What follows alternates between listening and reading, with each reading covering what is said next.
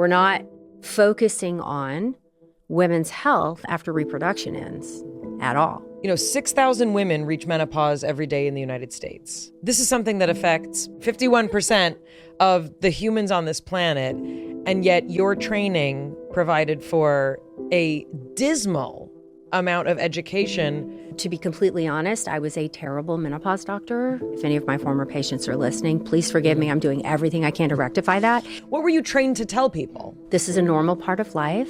More women will go through perimenopause and menopause than have children. Only 87-ish% of women bear children. This is the reality of where we are today. The divorce rate, the highest time for a woman to commit suicide is between the ages of 45 and 55. The most likely time for her to have a new autoimmune diagnosis is in perimenopause. We have the most rapid loss of muscle mass through the perimenopause transition, the most rapid expansion of visceral fat in the perimenopause transition. That's a big f***ing deal.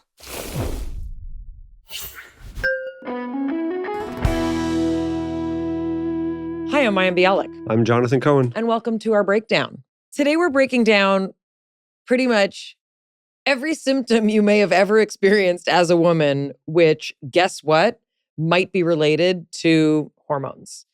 And if you're a man listening to this episode and you have a mom or you have a sister or a girlfriend or any woman in your life, and they say to you, hey, something may be off. I may not be feeling right. I'm going through something and I can't put my finger on it. Chances are you may not need them to say it because this is what they're acting like. They may be having unmanageable night sweats, changes in body temperature. They may be having hair thinning. They may not be interested in sex. They may be experiencing brain fog, not know kind of what to do with themselves. They may be waking up probably around 2 a.m., reviewing every horrible thing they've ever done and feeling completely helpless to change anything about the misery that is their life. If you know someone experiencing any of these symptoms, guess what? It could be the 10-year phase of life known as perimenopause, and you're not powerless over what's happening to you. This episode is going to cover one of the biggest misnomers in medical history. This guest explains how a study changed the course of treating women that has still not been corrected. Hormone replacement therapy is something that many of us were raised to fear. We were told that it caused cancer. Guess what? We have the expert, Mary Claire Haver, board-certified OBGYN. She established in 2021 Mary Claire Wellness, a clinic dedicated to providing comprehensive care for menopausal patients.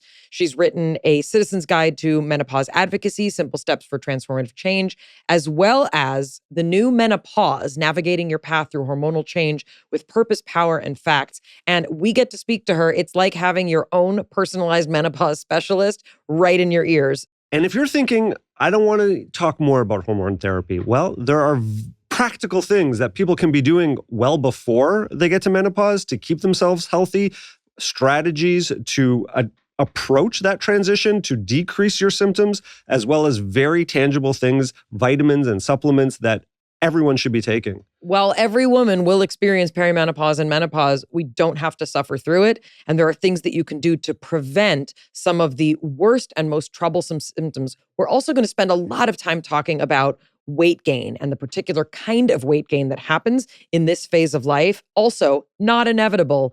Let's welcome to the breakdown, Dr. Mary Claire Haver. Break it down. Dr. Mary Claire Haver, welcome to the breakdown. Thanks for having me. We've been waiting for you for a very long time. Some might say through all of menopause.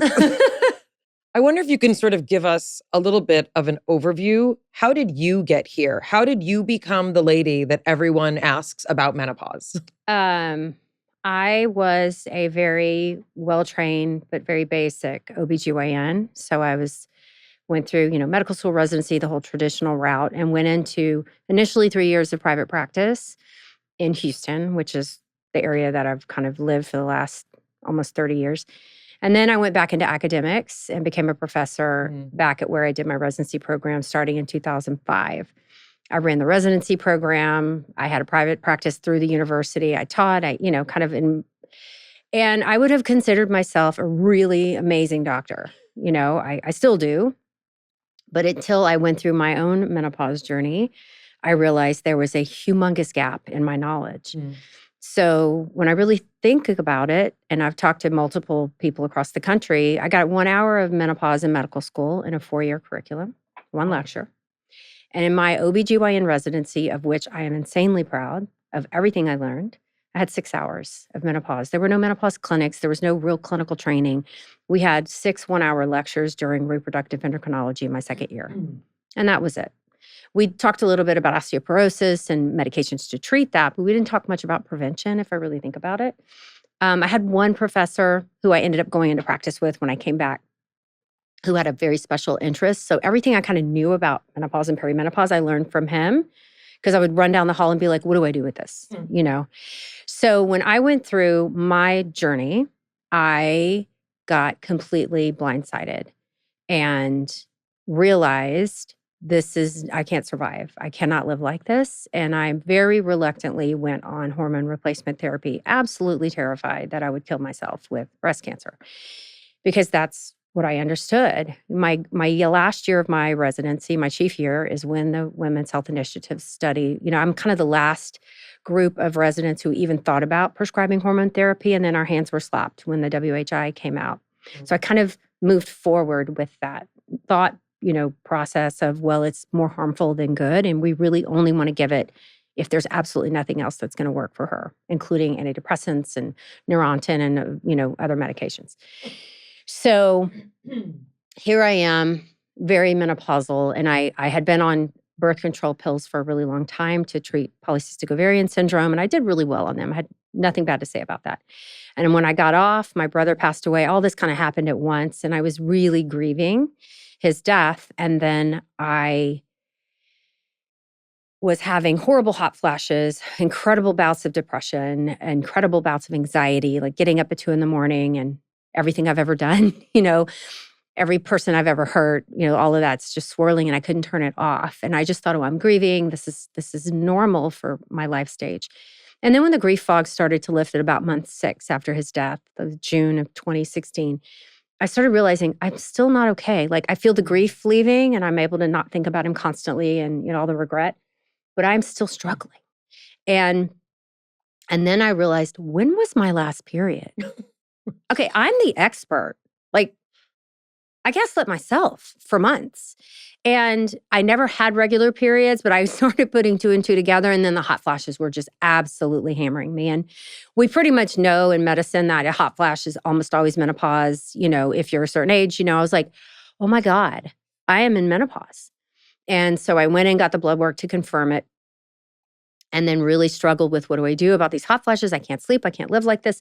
And I went on the medication. I went on estradiol, or CombiPatch was my first. My practitioner, I had a nurse practitioner I worked with. And we went on CombiPatch. And the hot flashes went away and I was sleeping like a baby.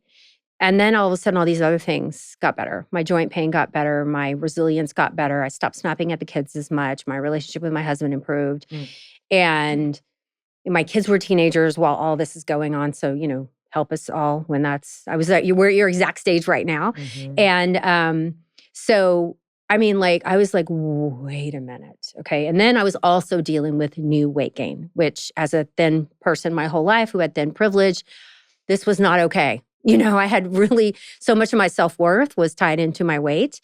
And suddenly that was taken away from me. And, it sounds very vain, but that was what all of my patients were complaining about. And I had given them all the same advice: work out more, eat less, just try a little harder. Come on, honey, you got this. And it wasn't working for me. It wasn't working for anyone else. So when I kind of first started looking into menopause, it really was from the lens of, why are so many of my patients gaining weight? And I didn't understand the body composition changes. It was just the scale, right? So I called the PhD nutrition department, and half of them were my patients at the time. I was working at a big university.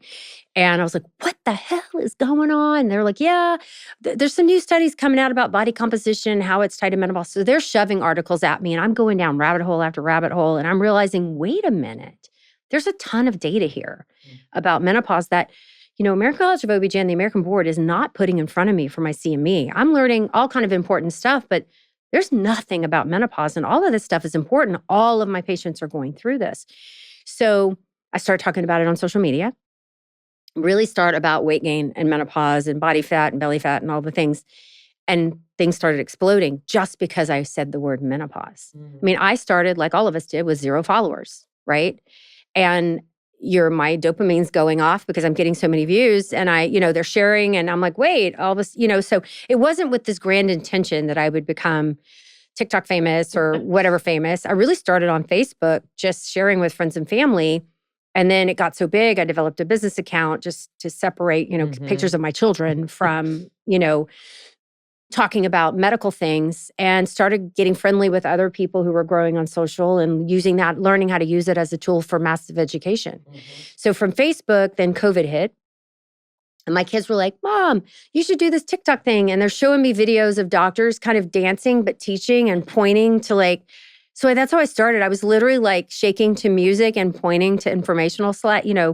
I put in the little floating words of belly fat, weight gain, and you started talking about nutrition and vitamin D, and that really exploded. So within the first year of me being on TikTok, and again, everyone was on social because of COVID, we grew to 1 million followers, and I was letting my followers inform, ask the questions. They're like, could my frozen shoulder be related to menopause? And instead of me saying no, I would be like, I don't know, let me check. Yeah, actually, there's an article here. And so as I'm growing, learning myself, teaching everything I'm learning on social, I'm making more friends in the space, finding other experts, people who are really focusing on this. So it really just grew organically. I'm fascinated about the frozen shoulder. Yeah. Because it speaks to a lot of people are having symptoms that they are not related. Right. Or they don't don't realize. Yeah. So let's go back to the lack of education problem, right? We're not focusing on women's health after reproduction ends at all.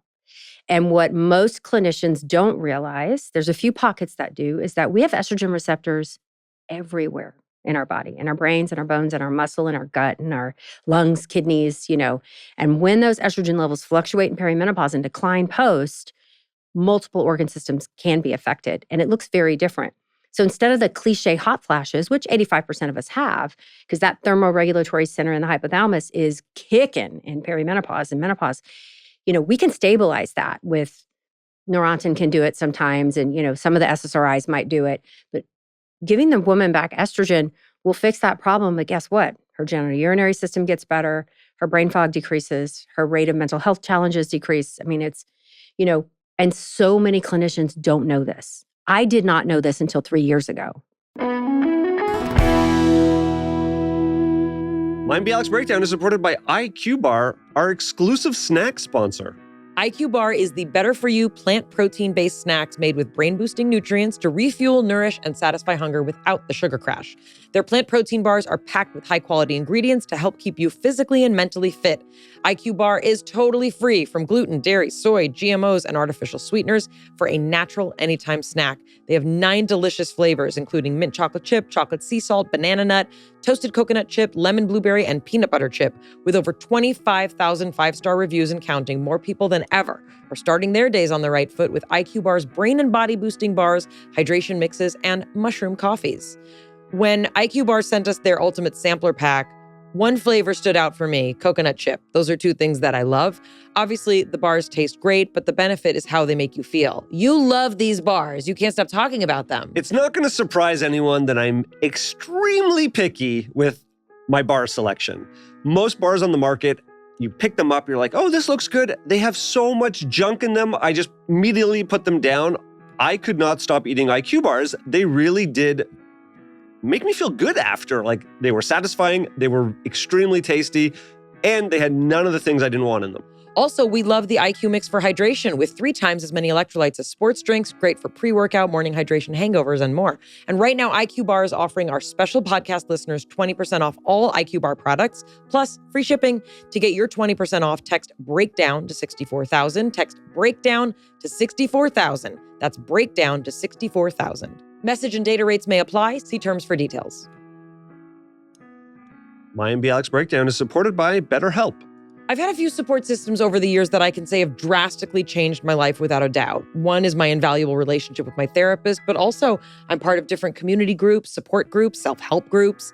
Think about your favorite leaders, mentors, idols. They don't all have the same answers, but they do know when to ask questions or seek support from their community.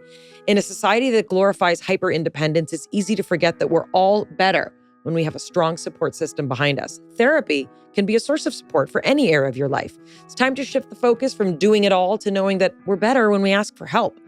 My experiences with therapy is that it's one of many aspects of my life that I use to feel supported, to flesh things out, to understand myself better, and to interact better with people around me.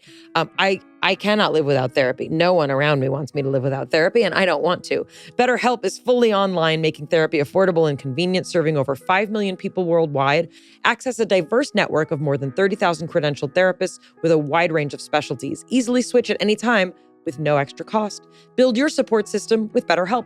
Visit betterhelp.com/break today to get 10% off your first month. That's BetterHelp, HELP.com/break.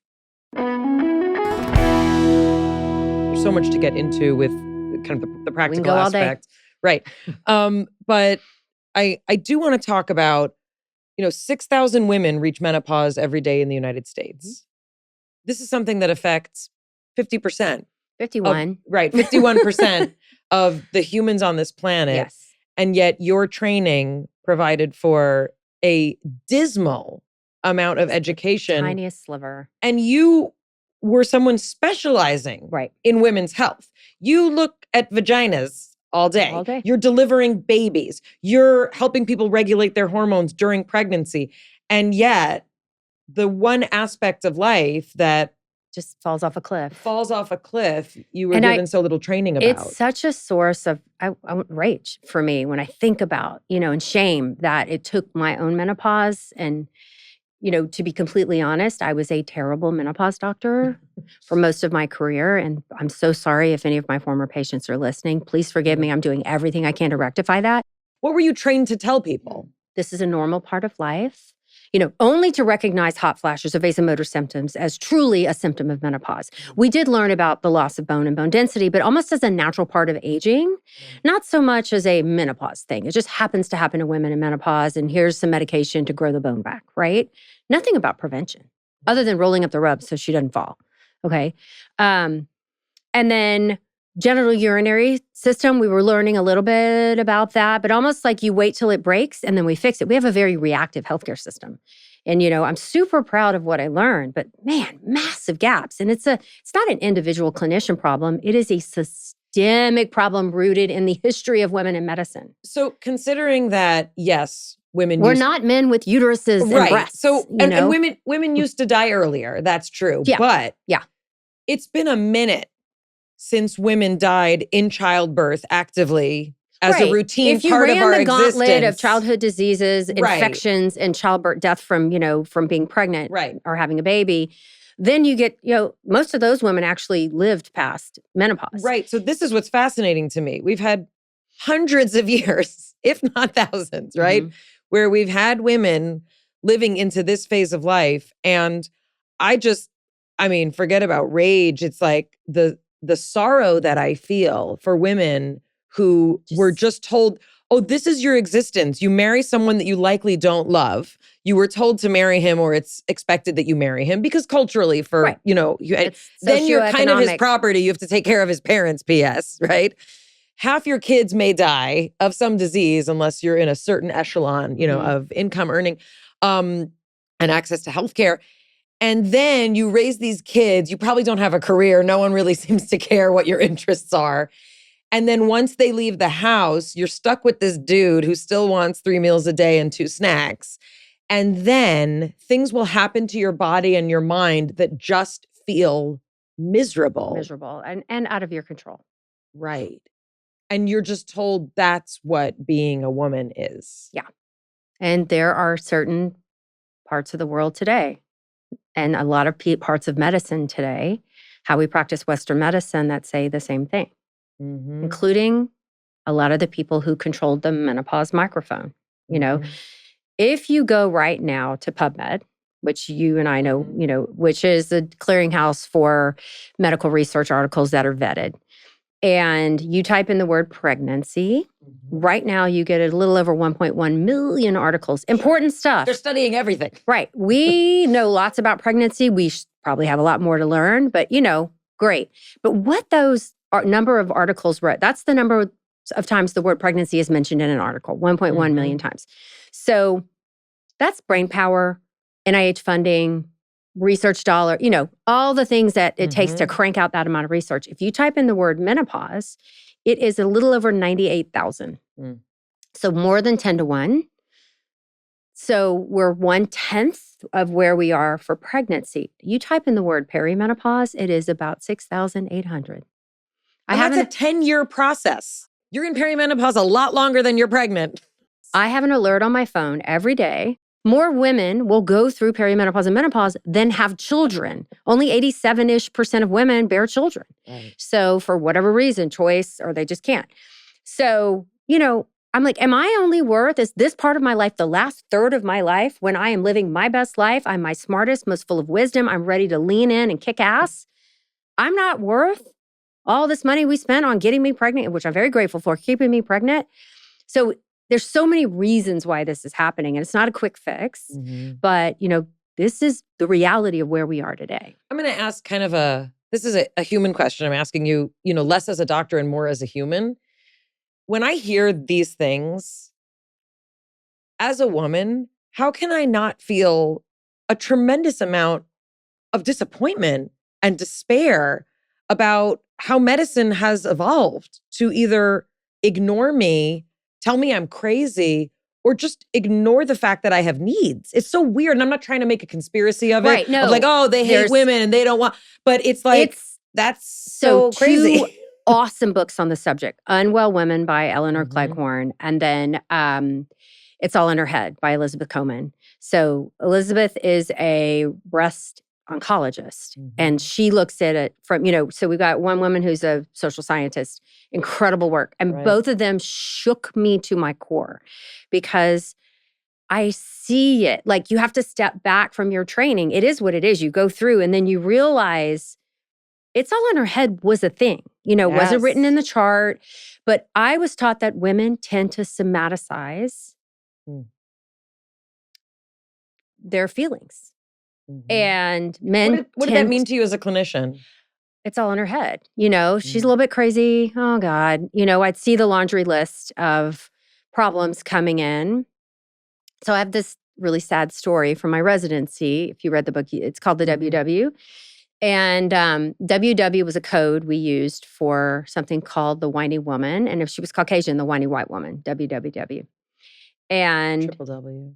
So I was an intern. I just finished labor and delivery nights, rocking, sucking all night, delivering babies. It's this crazy high energy, sleep all day, party all night, kind of thing. And then boom, next block is gynecology. And we had 2 days in the OR and 3 days in clinic, and then we'd rotate. So my clinic days, you rush to the clinic. Now I'm dating myself, paper chart days. So there'd be stacks, like 70 charts of all the patients we had to see that day. And these poor ladies are all waiting in the waiting room. And the upper levels, so the 3rd and 4th year residents, run to grab the surgery cases because they want to operate, right? They get to get their numbers. And that leaves everything else for the lower levels. And the interns get the dregs, right? So I'm just like picking through the last few charts, and I pulled this woman's chart. She's in her 40s. She has a laundry list of complaints: weight gain, not feeling great, brain fog, some joint pain, doesn't want to have sex, vagina hurts a little bit, but her periods are still regular. It just sounds like yesterday for me. So, and I'm like, huh. So my upper level comes up because they're in charge of me to make sure I don't kill anybody. And it's a dude, and he's super sweet, and I love him, but he's in cowboy boots. I mean, like total Texan. I did my training in Texas. Cowboy boots with scrubs, that's a thing, with his long white coat. He's got, what you got? And I said, oh, patient, blah, blah, blah, blah, blah, blah, blah. And he goes, did you check her thyroid? And I said, yes, she had that checked a couple weeks ago in family medicine. It was normal. And he asked for a few things, reasonable things. And he goes, well, you got a whiny woman. You got a WW. And I said, excuse me? And he said, whiny woman. And he said, this is just what women go through at this age. Pat her on the knee, tell her it's going to be okay. Check a few more labs, but probably they're going to be normal. And this is just what it is. This was taught to him. I am not laying this at the blame of any individual doctor, because most docs are good people who want to help people. But this is the mindset of how we were trained. Now, we didn't write that in the chart. That was not taught to me by my professors. This was lore handed down from upper to lower level.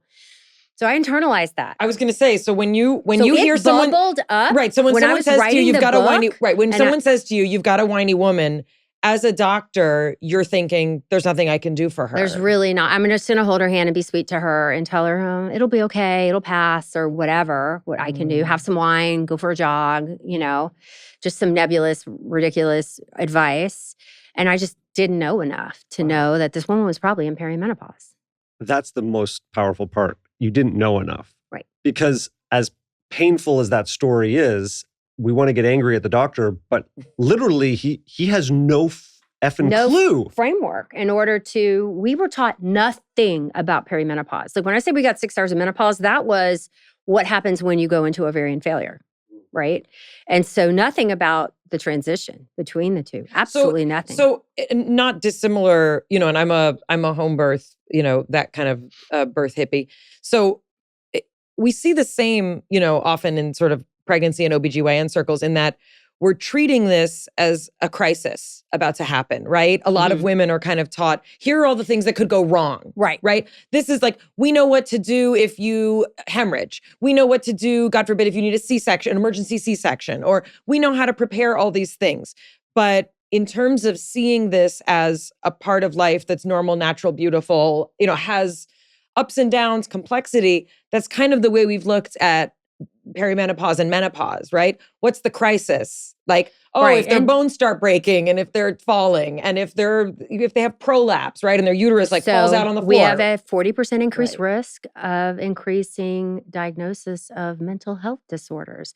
The divorce rate, the highest time for a woman to commit suicide is between the ages of 45 and 55. The most likely time for her to have a new autoimmune diagnosis is in perimenopause. We have the most rapid loss of muscle mass through the perimenopause transition, the most rapid expansion of visceral fat in the perimenopause transition. That's a big fucking deal. It's not beautiful. And I'm going to say this. Look, saying this. I love being menopausal. Right. Kiss my period goodbye. I am living my best life. But had I not rethought the process and made some significant changes to my life, I would not be here. So let's talk about some of these significant changes. Less than 4% of eligible menopausal women use hormones approved by the FDA. Approved by the FDA. So we think that the actual use is probably double when you add in compounded options, which are impossible to track. I'm sorry, that's not Still enough. 8%, yeah. Even if I'm being generous with the statistic, even if you told me 10% of eligible women, even if you told me 50% of eligible women, that's not enough. So before the WHI, we were at about 38 to 40% FDA usage, and it was mostly Prim and Prim Pro. Talk about the WHI. People Still believe, let's just say it. I'll let you say it, you're the doctor. What do people believe about hormone replacement therapy? That it's dangerous. That it's more harmful than good. It's not true. It's going to give you cancer. That it's going to give you cancer. I'm going to get... It will cause... This is what I hear. Do I want to get breast cancer? That it will somehow cause a malignant transformation from a healthy cell into a cancerous cell. That is not how cancer biology works. We have estrogen, premature ovarian insufficiency or ovarian failure, right? Women going through menopause before the age of 40 have a 50% increased risk of breast cancer. Sure. That's a thing, though, that we know, and we know about it. So, I have a million statistics I can throw at you, but the hysteria that the misrepresentation and the announcement, it was estrogen causing breast cancer was the number 2 medical news story in 2002. It went viral before the internet, right? It was on the cover of every big major newspaper. It was on all the big magazines. That's how people shared information back then. I was a chief resident.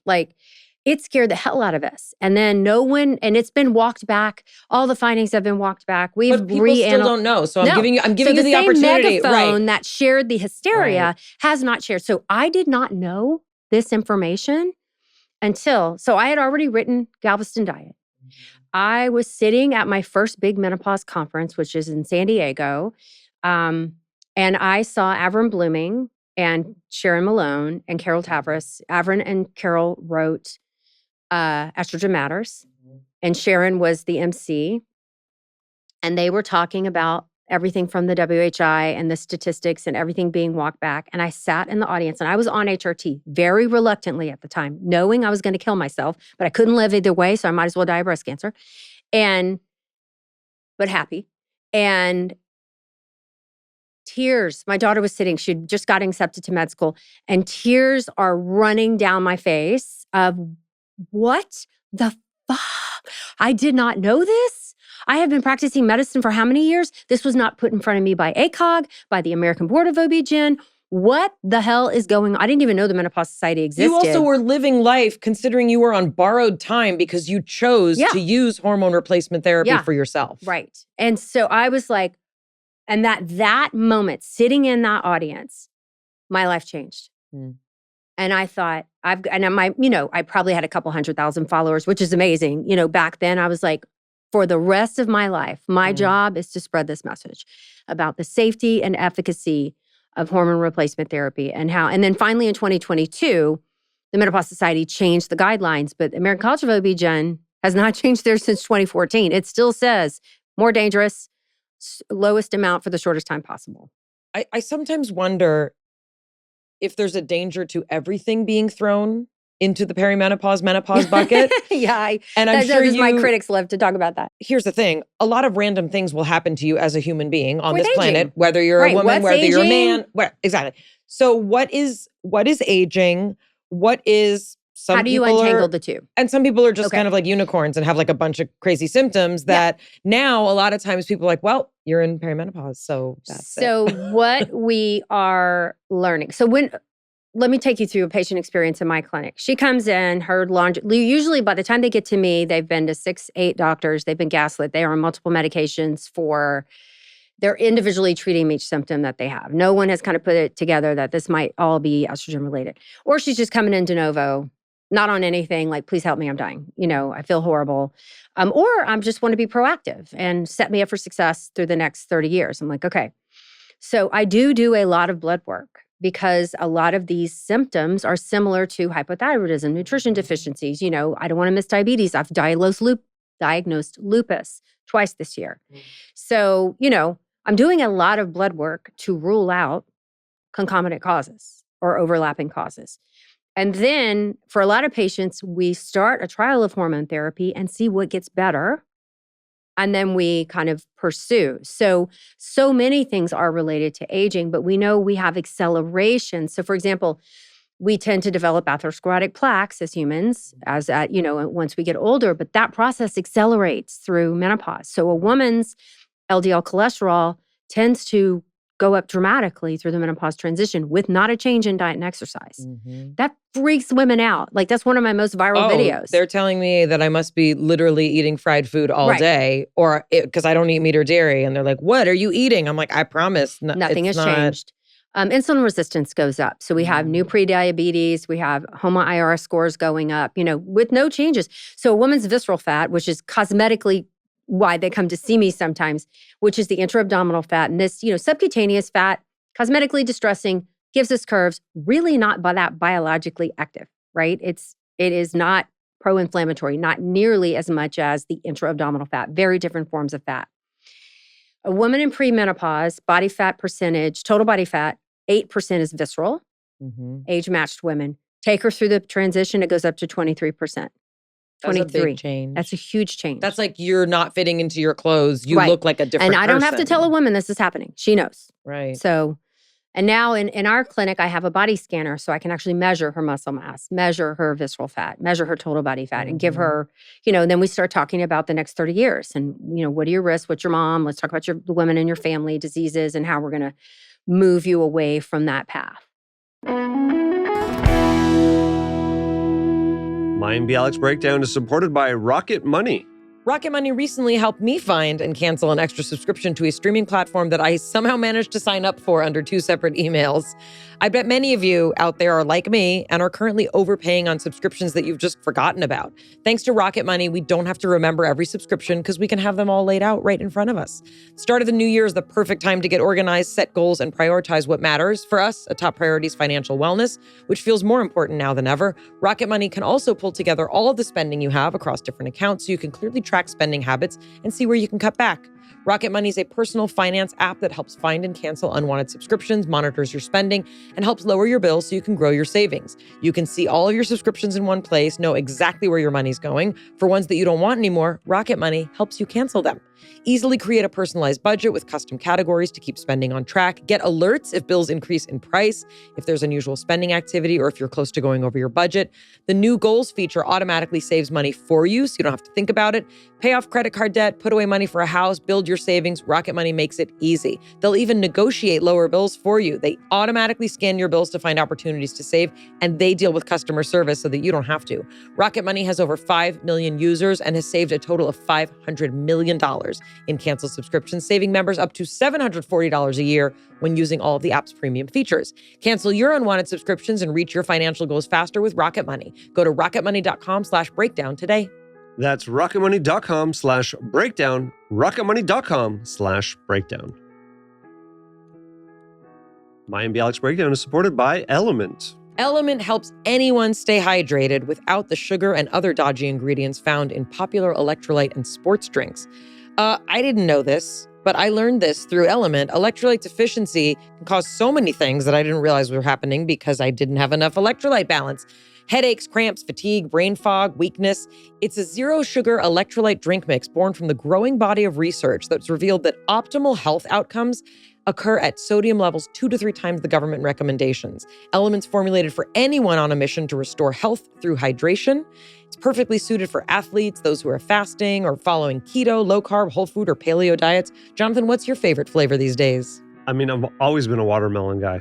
Same. But you like other flavors too. I mostly like watermelon. The lime, too, is very good. From health experts, everyone from famed Stanford neuroscientists to functional nutritionists to moms, exercise enthusiasts, heavy sweaters, sauna sitters, those who want a dynamite no-sugar margarita or mocktail, they all incorporate Element into their daily routine. Get your free Element sample pack with any purchase at drinkelement.com/Mayim.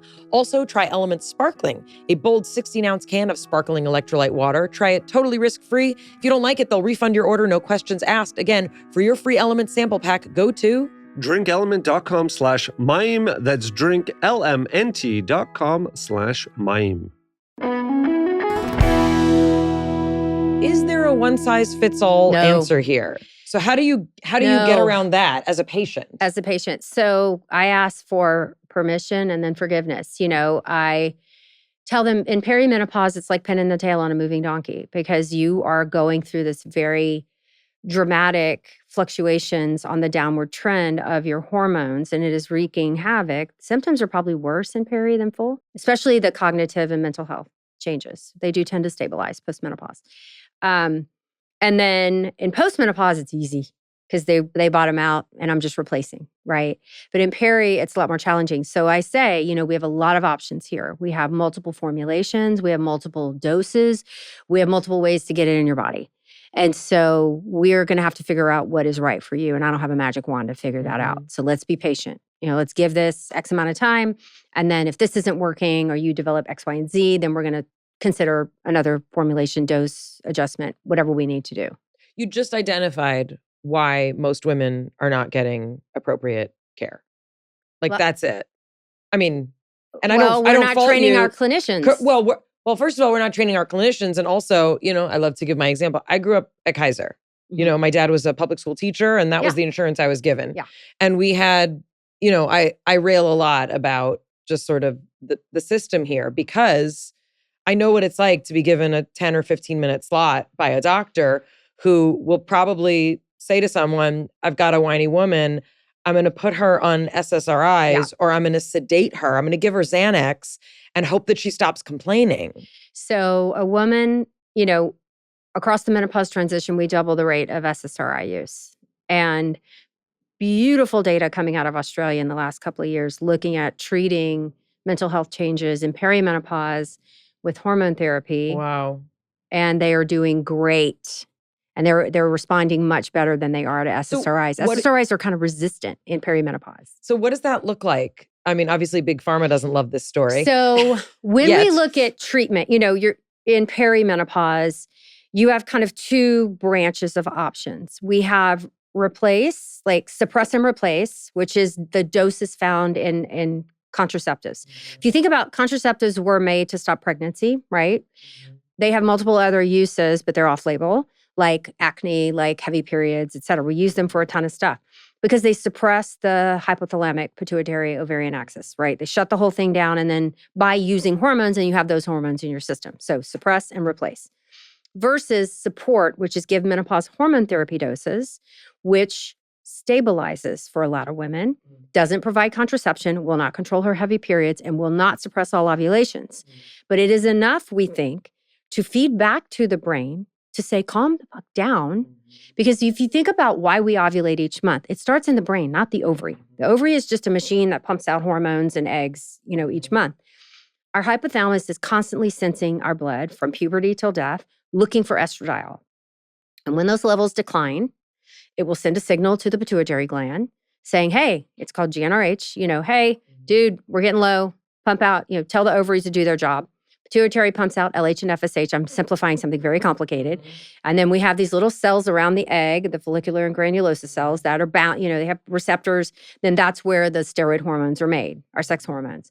So we pump out estrogen with ovulation, that spikes. And then after the ovulation, the corpus luteum creates progesterone. And that cycle goes monthly, beautifully like an EKG every month in a healthy woman. Very predictable. On day 14, she's going to do this. Day 21, she's going to do that. We've all seen the curves.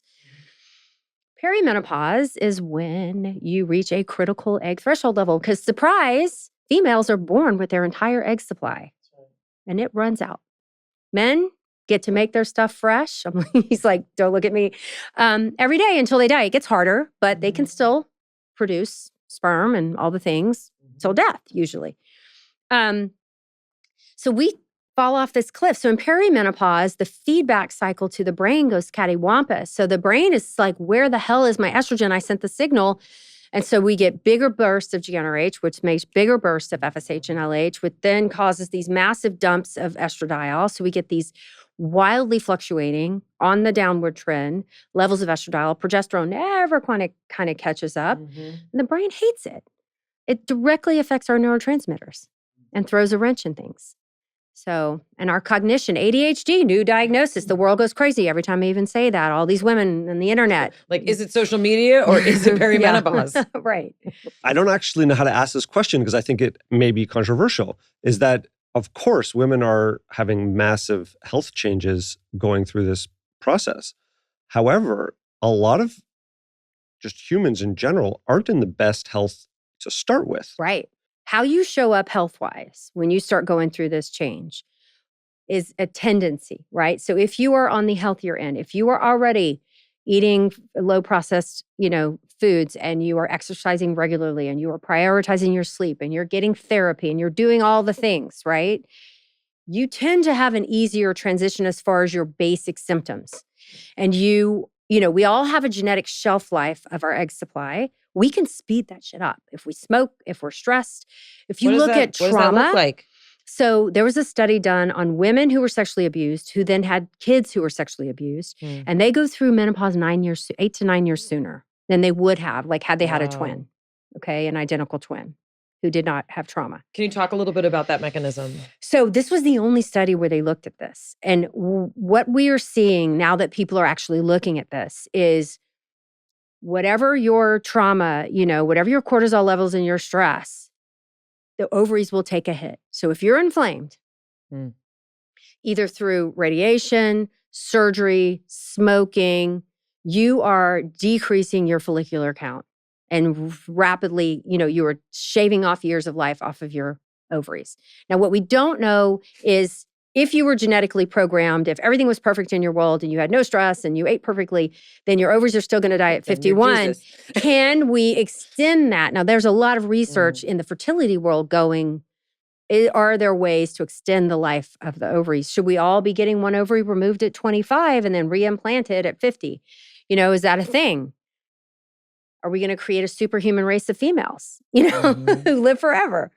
So one way to think about this is women are racing towards this process and this change. And almost like a professional athlete, I want to prepare as much as humanly possible for that added stress because it's going to help as I go through that, maximize or minimize actually the effects. And yes, of course, medicine should support, but what can people be doing before they get into that change to best prepare them? So we look at, what are the long-term effects of menopause as far as muscle mass loss and visceral fat gain. So high fiber diet. So if I could go back and talk to my 35-year-old self, right? Or even my kids are in their 20s, what do I tell them? Nutrition over calories. I grew up in my medical life, thin is healthy, thin is healthy, thin is healthy. What I didn't realize, I was chipping away at my bone and muscle strength, which I will desperately in my 70s and 80s. We reach our maximum bones, natural bone and muscle strength. We can improve on that, but it is work. You can't just live a normal life, not work out.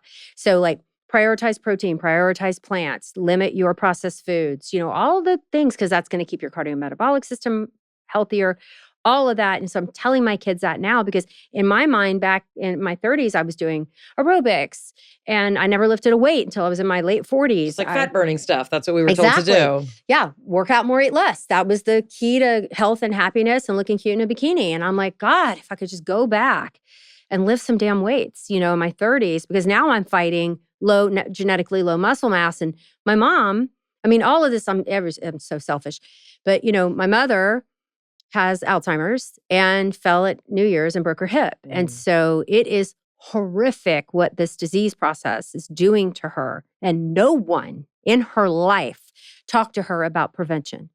No one talked to her about what she needed to do at 30, at 40, at 50 to decrease her rate. My mother jogged, which is why her heart is probably so healthy and she's not going to die, but she's going to have this long protracted course in her elder years of complete loss of independence, which is ultimately, once you get through the fire of menopause and you get back your shit together, now my patients are like, I don't want to be like my mom. Help me. What do we need to do? I'm like, okay, reasonable. Let's, get to the gym, lift weights, protein, keep your brain active, keep your community connections, get your friend group going, all these things we know decrease the rates of dementia as we age. Because my patients are like, let's put out the fire. Now we're going to build a path for the next 30 years. So no one expects to live forever. That's the other thing. All the wellness bros are like, we're going to live to 120. And I'm like, no woman wants to live to 120. Not like this. They're like, I just want to not break. I just want my brain not to break. I don't want to lose my independence. I don't want to be peeing in the bed. I don't want to lose my continence. That's all they want. And I'm like, okay, there's definitely things we can do. Because guess what? Women will live longer than men by 4 to 5 years. But it's not, we live 25% of that life in poorer health than a male twin would. The trauma piece is so fascinating. And I want to know so much more about that. Is it true that, even in kind of a normal menstrual cycle and a normal kind of variability, that women who have trauma or more difficult backgrounds struggle more on a monthly basis as well? Is this something anecdotally you've seen? Anecdotally, and I'm sure there's data. I've been so focused on menopause that I haven't looked at, Yeah. Well, no, I guess the reason I was asking is PMS, PMDD, is a real thing. Absolutely a real thing. Well, so I think that's sort of the question I'm getting at, for women who never could get through a cycle without feeling suicidally depressed, right? For women who have these kinds of patterns where kind of your whole life you feel like you're struggling hormonally and you tried the pill and you tried this and all these things. I see them in perimenopause absolutely collapse because it's so much worse, right? Because what used to look like the EKG and they could now it's so much bigger, higher, faster, longer, and they're really, really struggling. Wow. Or, they had a little bit and they could manage it, and then all of a sudden it's like wham. Yeah, I've heard, and what my hope was, which hasn't been my experience, was that, once you stop getting your period, for a lot of women, there's a tremendous amount of relief. Oh, yeah. Women who experience, so if you have traumatic periods. Well, right. So can you talk about, for women who, let's say, have had a lot of depression with periods, who find relief in menopause, right. So, who are those women versus the ones who are like, all of a sudden I'm depressed, what do I do? Yeah. So we have a subset of women, with PMS, PMDD, really heavy periods, once, and very traumatic things associated with their menstrual cycles that, it's almost like after hysterectomy, if that's their course, they're like, I got my life back. This is not a thing for me to worry about anymore. And I'm just, and I wish I would have done this sooner. And so we do see women who really struggled with those things. Once we take the fluctuations out and they flatline, they feel better. Those things are removed. Now their bones are still deteriorating and their brain fog and, all the things, and their cholesterol's going up, but they're just so much happier that they don't have that monthly traumatic experience every month. I wonder if you can talk a little bit about, this increase in autoimmune diagnosis. A lot of women, and I think social media has been a place where a lot of people can share a lot of this. A lot of women are surprised that there are actually categorizations and diagnoses for what used to be a kind of a conglomeration of symptoms that many people were told were just in your head. What's happening during perimenopause and menopause that is contributing to these autoimmune diagnoses? So estrogen is a really powerful anti-inflammatory hormone, and it's very, very protective. And when those levels now there's kind of two schools, because some autoimmune diseases, like in pregnancy, if you have an autoimmune disease, the tendency in pregnancy is you get a honeymoon period. And then when the hormones crash postpartum, we see not only they come back with a vengeance. So I'm always watching. Well, when I did obstetrics, I've given up that part of my practice. I was always, warning, watching, checking levels, labs, looking for inflammatory markers for my lupus patients are like a really good. Though pregnancy is really stressful on the whole body system, lupus patients tend to not do well, in pregnancy. But if she kind of ran the gauntlet, then I'm like really checking postpartum. So estrogen seems to be protective for a lot, not all, of autoimmune diseases. So we take that protection away and then boom, here they come. Is it possible that with the appropriate replacement of estrogen that we might be able to prevent autoimmune diseases? Not all. But I'm saying, is this a technique or at least to ameliorate some symptoms? It's definitely an area we should invest a lot of money into studying. But, menopause there's not even a division in that. Well, who knows what's happening with the NIH, right now. But historically, in 2023, there may not be an NIH by the time this airs. $45 billion budget, 15 million went to menopause. There's not even a menopause section. All women go through menopause. It affects all of us. 15 million. It's 0.003% of the budget went to studying women after reproduction ends. So when you think of all these symptoms, in particular the special kind of weight gain, you think of thinning hair, decreased libido, and those are the most distressing. Right. Fatigue is the other most fatigue, brain fog. So are there women listening who, upon receiving appropriate hormone replacement therapy, might see those things literally go away? Absolutely. In my clinical practice and in the menopause, like my little ragtag group of menopause friends who are doing clinical care, we have a group chat every day. We're sharing articles, information, it's our own little think tank. And it just is astounding to us. I can show you patient letter after patient letter. I've got my life back. It's not perfect. You're not 25 again, but you're back to your level of resilience where you've got this. You built this life with stresses that you took on. You knew you had children, you have aging parents, you had all the things. You had it. You were kicking it. And then all of a sudden you can't. That has been taken away. And giving a woman back the ability to manage the life she built is the greatest gift I could ever give her. What about ADHD? Yeah. We talk about brain fog. Obviously, people are experiencing low energy, brain fog, making it hard to concentrate.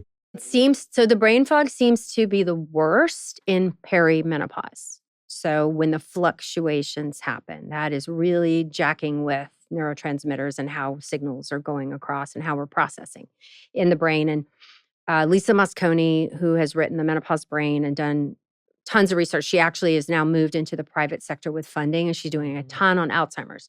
So if you're not on the path to developing Alzheimer's, it does tend to get better. Unfortunately, it can take years. And a lot of women, like 1 in 5 in the UK and at least 1 in 10 in the US, are leaving their jobs because of this. Because they don't feel like they can do their job safely or adequately because of this disruption. And so what we're seeing with hormone replacement therapy, and then they go in and they have a 4% chance right now of being treated with hormone therapy. So we got 96% of women who are raw dogging menopause, and, they're quitting their jobs. They're moving on to, and maybe that's good. Maybe it was a job that was toxic, or, they're leaving marriages. They're doing a lot of things that had they been given a chance, and maybe it was a marriage that she didn't need to be in.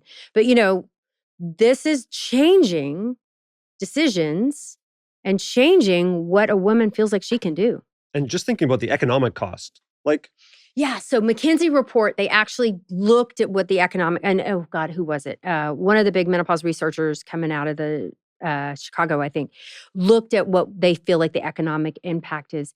And it is billions when you look at time off, when you look at women who are having to go to the doctor and what the economic cost of all of this is. It's astounding. I mean, just the loss from the workforce is astounding. the trade-off for actually taking the money for preventative care would have such huge downstream benefit. Yeah. It's so short-sighted to not have the research, to not have the preventative care. So that's what's been looked at as well, and what they feel like the economic impact would be if all women who were candidates were offered and say half accepted. The cost savings to Medicare and Medicaid and insurance would be unbelievable, because oral estradiol is $2. Estradiol patches are $20 for the month.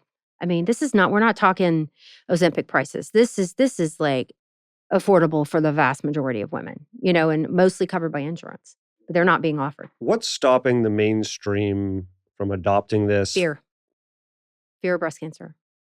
Still. The Women's Health Initiative. It has, Peter Attia, I'm stealing his words.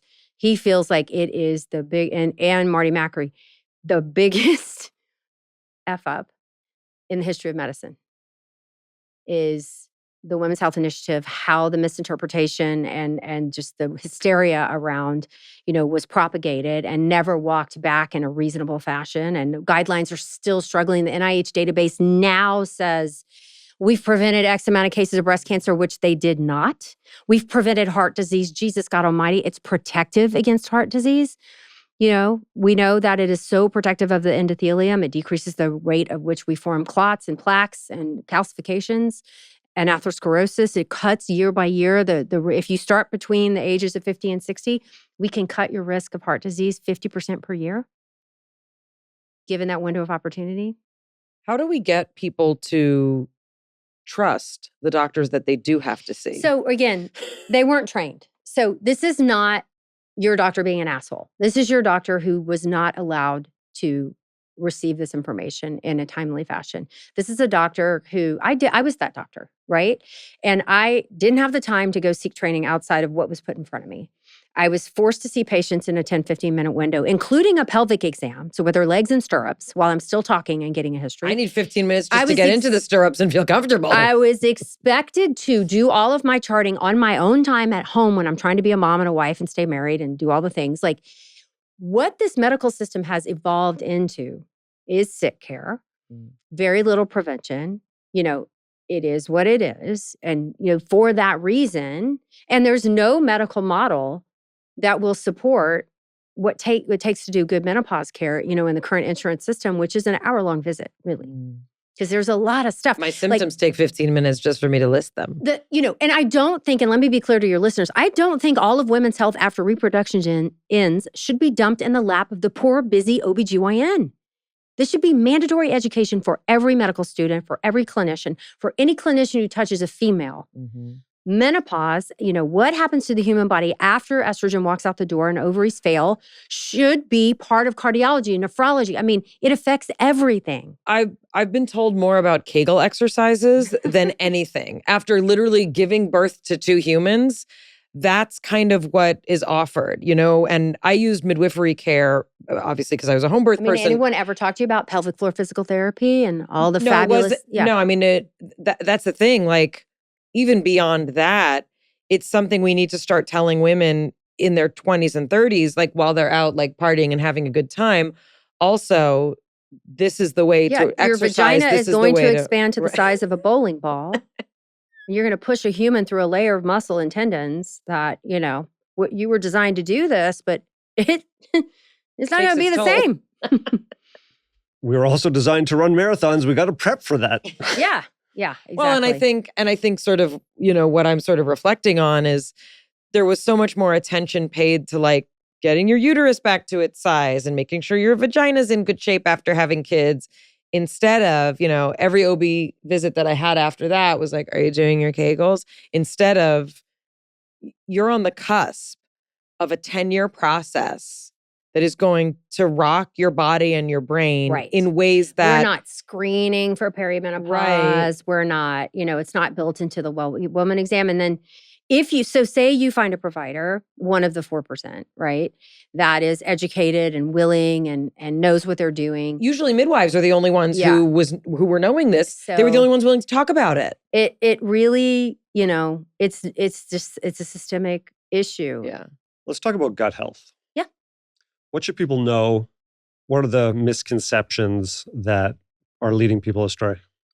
Well, I learned zero about it in medical school, zero about it in residency. Everything I've learned, it's like through other providers and through CME and through, but it was considered woo-woo. I remember learning about the transmutation, watching a little bacterium go through the wall of the colon. And it took 10 years for that paper to get even recognized and, that could actually happen. And the whole gut health thing was met with such skepticism.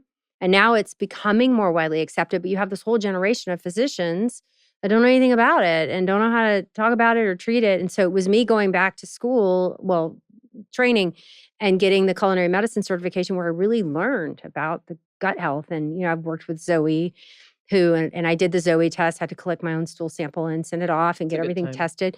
Super fun. I had to eat the blue cookie and wait till my poop turned blue, and that was a party. But I science, I did it for science. And the female gut microbiome completely changes to that of a man's after menopause. The estrobolome, which is the subsection of gut bacteria that recirculate estrogen through the gut, is dramatically affected by menopause. I did not know that was a thing. I did not understand the metabolism of estrogen. We get a boy gut. We get a boy gut. And then with that comes all the boy things, like increasing risk of heart disease. We burp a lot. Risk of... I'm glad I'm not the only one. So that is one surprise of perimenopause was... So what else? What are the other symptoms that women develop that are more similar to men after their change in gut? Well, there's symptoms, and then there's the cholesterol. So let's talk about heart disease, right? Before menopause, a woman enjoys a much lower risk of cardiovascular disease. Once she goes through menopause, we pass you guys up, and we massively pass you guys up. So our risk factors increase, and gut health is part of it. Right. And just looking at the quality of the gut microbiome, of the number of species, so we lose the amount, the overall how many we have, and the amount of species. So females tend to have healthier guts, and they feel like it's part of the circulation of estrogen. The estrogen helps to keep the gut healthier, the inflammatory part, the whole 9 yards. Take that away and disrupt it, we tend to be less healthy. And hormone replacement then allows them to maintain their female gut, or it still changes? We're just starting to look at that. But Zoe, who was doing stool samples, there's looking at gut health for women on HRT versus not. And they're seeing what appears to be a healthier gut, maintaining the health of the gut microbiome with HRT.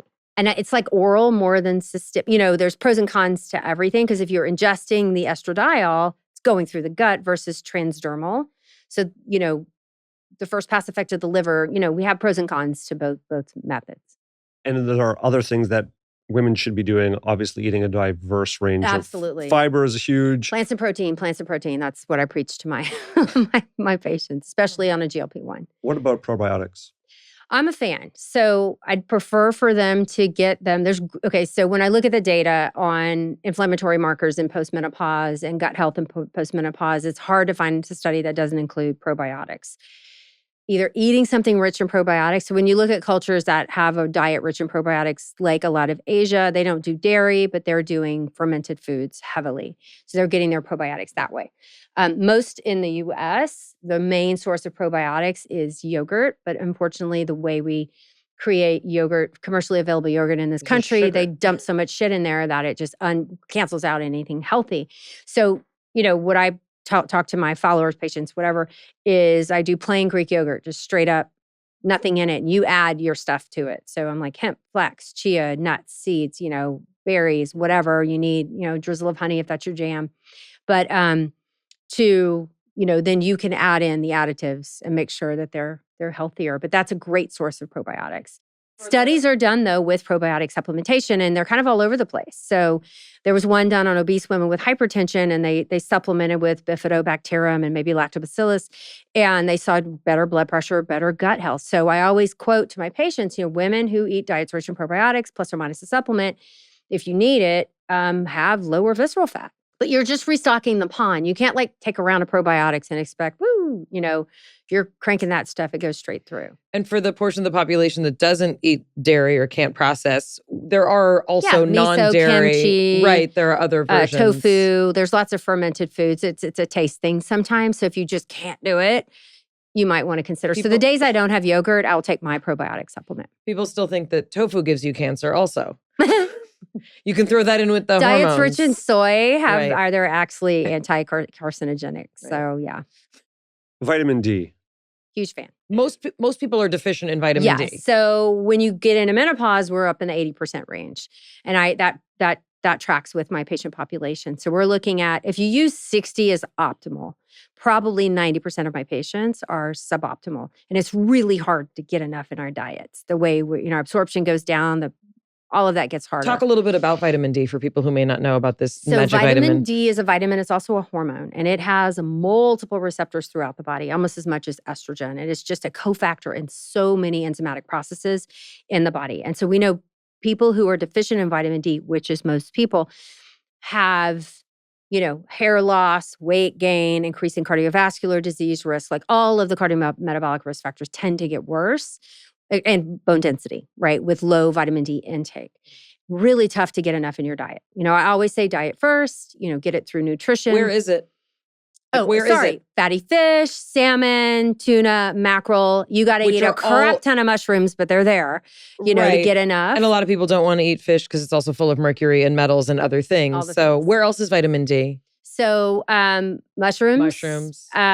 And those are kind of the two real main sources. So we don't have a plethora of places we can get it from. Some dairy. So you can get it from dairy. And some people are like, well, I'm out in the sun all the time, but they're not Naked. Out enough with enough exposed skin at the right periods of time. And so few people live in that small bracket of the world that you can actually really metabolize effective and metabolize it. And then what if you're dark complected? You're not doing much of that either. That melanin that's protecting you against cancer is also decreasing the amount that you can convert in the skin. So I see a lot of argument, based, I'm out in the sun. I'm like, are you naked? Are you in this latitude range? And they're... And not that this is prescriptive, but what are the general ranges of supplementation that someone should be looking at? So sure, you should get a baseline before you start. So if for whatever reason you are jamming on your own without needing to be supplemented, then don't take it, However, that's not most people. So get your level checked, see where you're at. If you're deficient, you can go up to 4, and some papers say 5,000 without worries of toxicity. Any vitamin that's stored in fat, you can become toxic. So there's the rando person who got the 50,000 once a week and took it every day for a month. She's a little toxic, okay? So it's hard to become toxic on vitamin D, but it can happen. So we always caution, and that 50,000 is prescriptive strength. So over the counter, I'm starting at 4,000 to 5,000 a day. But if they're already deficient, I'm giving them 50,000 a week as a loading dose, taking the 4 to 5, ours is 4, I have one commercially available. That's 4,000 on the other 6 days of the week. We recheck in 12 weeks, see if they're back up in a nice, great range, and then we maintain. A lot of my patients, and me included, once or twice a year, I'll have to go back on the higher dose to boost me back up, get me to where I need to be with the 50,000 a week. What about magnesium?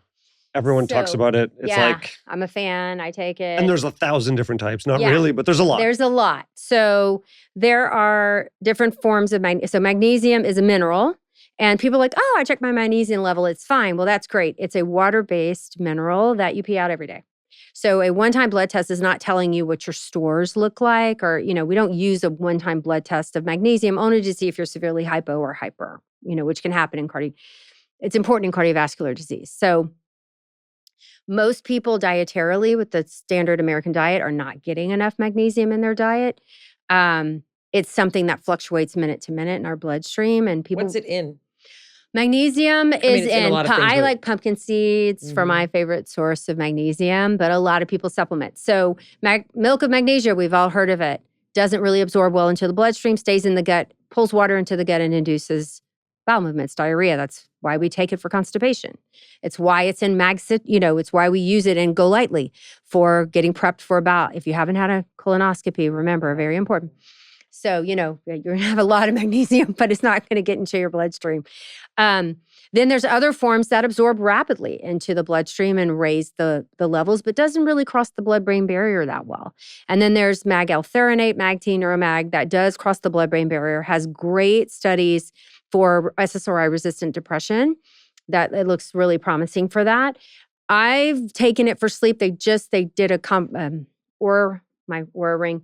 So they did some studies. Oura's starting to do a lot of studies in sleep and menopause. I'm actually flirting with them for their scientific board to get involved in some of those studies, because sleep disruption is real and hormone therapy does not help everybody. Progesterone is actually estrogen will stop the hot flashes if that's what's waking you up. But for people who are having the middle of the night awakenings or restless legs or the anxiety at night, progesterone is magical. And so, just as an overview, what are the names? Because you listed them really quickly. Oh gosh, there's so many. Magnesium L-threonate. So that's mag-T-neuromag, the name. So that one's very specific. It crosses the blood-brain barrier well. So they're studying it in kind of neurological things. Then there's mag-citrate, mag-oxide, mag-glycinate. There's probably 12 out there that are being used, and they are all touting specific benefits, a lot of cherry picking of data going. But I'm like, if you're trying to raise your magnesium levels, fine. You just don't want to become, take too much of it. And people are finding relief from X, Y, and Z. I wonder if, I don't mean to, be this downer person, but I know a lot of people listening are not going to have access to the kind of care of, let's do blood work and then let's set a Zoom appointment for 15 minutes to go over your blood work and make changes. And just in my own journey through perimenopause and menopause, it's taken, I've been to 3 different specialists, tried at least a dozen different combinations of things, right? And it takes this kind of tinkering. Right. So let's say for someone listening, if they don't have access to that, and that may not be in their life plan, what are the 5 recommendations you would make nutritionally? Yeah. For people to take on, that they can go to the market, go to Whole Foods, go to wherever. What would be the 5 things you would suggest people take? Limit processed foods as much as possible. Okay. That is just never going to serve you.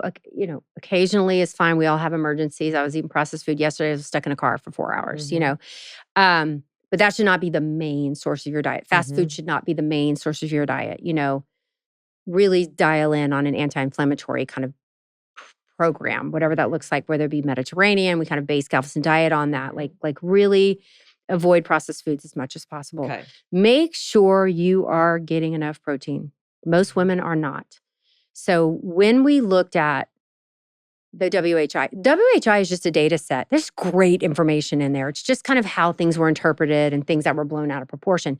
But when we looked at frailty scores for women living in nursing homes who were on the WHI, and they looked at protein intake, they found that women with the highest quartile, 1.6 grams for every kilogram of lean body mass, were much less likely to be frail. Mm-hmm.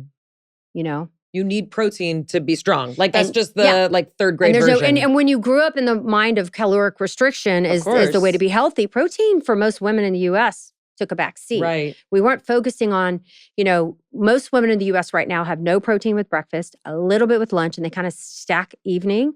And they're only getting 30 to 40 grams, maybe 50, 60 total for the day. And that's likely less than half. So things that people can do if they're not going to eat, let's say, a breast of chicken or a piece of fish. Some days 3 I meals feel a like day. I'm gnawing on a chicken breast all day. Right, but you can supplement with healthy protein powders. You can put those in smoothies. You can sneak it in other ways. Okay, so upping protein. Okay, so that's 2. I need 3 more. Upping protein, yeah. Look at your movement, your exercise, okay? Well, you're talking, you want me to go nutrition? I didn't know if you'd be like, everyone should take vitamin D or, Yeah, get your vitamin D level checked and absolutely supplement if you are low. It will turn your life around. If you're running around with a vitamin D level of 15, I can rock your world just by giving you vitamin D. So get that vitamin D level checked and supplement, if you feel like it's necessary.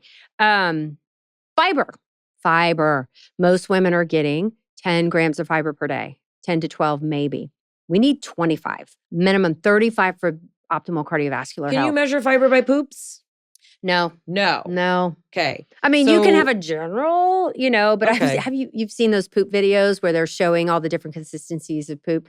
A lot of stuff goes into that, but you should be having something like toothpaste or, the consistency of toothpaste ish every day, a formed stool, not diarrhea, but But fiber it's vegetables. Like when I think of fiber, It's I'm always like, vegetables, eating my rice and my grains. But it's foods beans, that are it's high in chia fiber. seeds, it's avocado. Those are I'm like chia seeds, nuts, avocado, beans. Those are going to be like the biggest bang for your buck. Okay. To make sure. And surprise, they're also packed with a whole lot of other shit that makes you healthy. So vitamins, minerals, nutrients. So you're looking for plant-based sources for fiber. Well, that's where they come from. But doing really zooming in on high fiber foods is going to really click a lot of buttons at the same time. Okay. And then limited added sugars. So keto movement, everybody stopped eating sugar. Oh my God, it's horrible. It's horrible. It turns out things that contain sugar from God, fruits and vegetables, are not that bad for you, But it's when we add sugar or drink soda or alcohol, which are high sugar contents, we are seeing tremendous effects to multiple, your insulin, your cortisol, your cholesterol, like all of that. So women who limit their added sugars to less than 25 grams a day, not to say you can never have an occasional treat or, your coffee with however you like it, but if you limit those, you are going to do way better. You're going to have less insulin resistance. You're going to have lower visceral fat. And you're going to have less cardiovascular disease. The other thing I wanted to ask you about, let's say someone is ready to go to their doctor to try and bring this issue up, right? Mhm. A woman feels like Call she ahead. hasn't been listened to. Call So ahead. yeah, what would you recommend? It is shameful to say you cannot expect your fabulous OBGYN who did incredible care, who you have adored your entire life. When you cross this threshold and this is the new phase of your life, they most likely did not receive enough training to be helpful. And they may be wonderful. And I hope for your sake that they admit it. That they say, I have no time. This is not my area of expertise. So what's a way that someone can advocate for themselves in this arena? So on our website, and if you go on Instagram, you go to my link in bio, we have the Menopause Empowerment Guide. And the first 2 things are how to find a doctor who got more training. You go to the Menopause Society, menopause.org, you look for a certified provider. Not everybody on the list is taking the test, right? It's not perfect. On our website, we have crowdsourced testimonials from our followers. Did you have amazing care? And they write this beautiful paragraph or whatever, and then we look them up by city and state and we organize it. So that's another way to do it. There's some fabulous online companies, telemedicine companies that have been developed just for menopause care. And they're female founded. They saw a gap, they saw a need, and they decided to fix it. And I've looked at some of their protocols and I agree with what they're doing.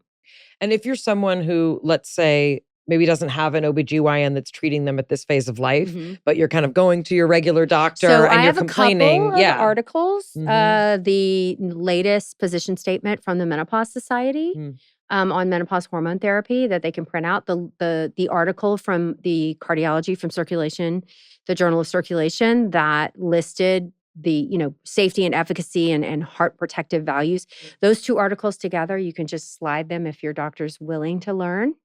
If they admit they don't know, say, here, get started here. And I'm like, listen, just tell them this. Use this script. Hi, I would like to try this for 3 months. And I'll come back and tell you how I'm doing. Does that sound fair? That works for most. Yeah, I think a lot of people have trouble, and just from the questions that we, have kind of gotten from our listeners and our viewers, I think a lot of people don't feel listened to. And many women, also separate issue, but it's concurrent with this. We're not taught to be advocates for ourselves. Right. And especially if it's if it's an authority figure, in many cases, if it's a man, we sometimes can feel pushed aside or like we don't know how to advocate for ourselves. If you could give kind of your sort of like minute of empowerment to women, what would that sound like? You have to advocate for yourself at this time of your life, because if you're not the CEO of your own healthcare, the system was not built to serve a woman in menopause. And I'm fighting to change that, but we're not there yet. So you have got to take the reins here, or bring an advocate with you who's going to fight for you if you can't do it. This is really going to help a lot of people. Where can people go to find all of the things that you just talked about and more? We're Dr. Mary Claire, all one word, DrMaryClare. And then we have a website, The Pause Life, where we have blogs, tools, aids, guides. It's all free. Go check it out. Lots of resources for you to advocate for yourself and all the science behind it. So thank you so much. You're welcome. I really appreciate not only the information, but the sort of the encouragement of advocating for yourself, because while the information is fantastic, if you can't communicate that to a person, it goes nowhere. She has created a citizen's guide to menopause advocacy, simple steps for transformative change. It's something that is so important for practitioners, but also for patients to be able to say, this is happening to me. It's not in my head. It's a thing. And hormones can help me, and I have the right to have access to them. And obviously there are women for whom that is not an option because of cancer and, certain genetic profiles. But, what she's speaking to is the vast majority of women should have access to this and deserve to get more information about it. It's not an overstatement to say that there's a revolution happening, a revolution in understanding what's really going on for people, and the list, just a really long list of symptoms that people think are disparate, but are actually have an underlying related cause that can be solved. That can be addressed. For sure. People don't need to suffer this extent without getting help. And the fact that the medical system just had no information about this. Well, 51% of people appreciate you saying that, so thank you.